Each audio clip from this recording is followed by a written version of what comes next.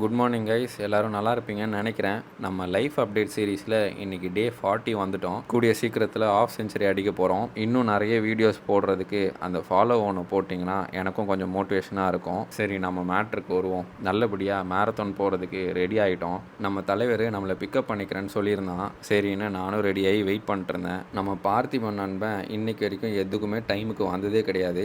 எப்போவுமே அவனாலேயே லேட் ஆகிடும் பாதி நேரம். சரி, அவன் வரதுக்குள்ளே காப்ஸுக்கு பனானாவை சாப்பிட்டு நல்லபடியாக கிளம்பிட்டோம். நாங்களும் ஸ்பாட்டுக்கு ரீச் ஆகிட்டோம். நல்லபடியாக ஒரு வார்ம் அப்பு போட்டு ஒரு மோட்டிவேஷனுக்கு கருப்பன் பாட்டை போட்டு ஓட ஆரம்பிச்சிட்டேன். 5 கிலோமீட்டர் முடிக்கிற வரைக்கும் ரிப்பீட் மோட்லேயே நம்ம கருப்பன் பாட்டு தான் ஓடிட்டு இருந்தது.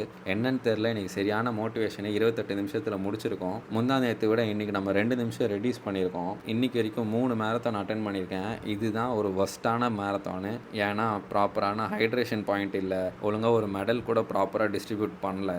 இந்த மெடலுக்கு தான் நாங்கள் வித்து ஜிஎஸ்டியோட ஒரு 600 பே பண்ணிட்டு இவ்வளோ தூரம் ட்ராவல் பண்ணி விடிய காலையில் மேரத்தானோட வரோமான்ற மாதிரி இருந்தது. சரியான டிசப்பாயின்மெண்ட்டு. எனக்கு கூட பரவாயில்ல, இது 3வது மேரத்தான் தான். என் நண்பன் இன்றைக்கி தான் ஃபஸ்ட்டு மேரத்தானோட வந்தான். அவனுக்கே சரியான டிசப்பாயின்மெண்ட்டு. அப்புறம் ஒரு ஜூஸை போடலாம் அப்படின்ட்டு நேராக அண்ணா நகருக்கு வண்டியை விட்டோம். நல்லபடியாக ஜூஸையும் குடிச்சிட்டு கிளைமேட்டை ரசிச்சுக்கிட்டு வீட்டுக்கும் வந்துட்டேன். வந்த கையோட ஃப்ரெஷ் ஆகிட்டு 2 முட்டை தோசையை போட்டு ஒர்க் பண்ண உட்காந்துட்டேன்.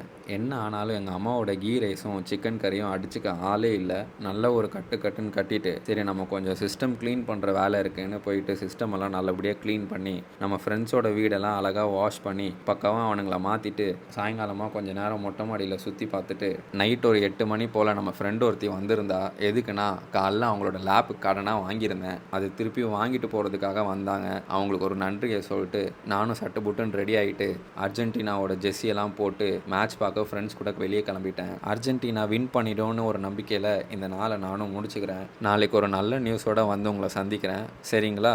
பாய்.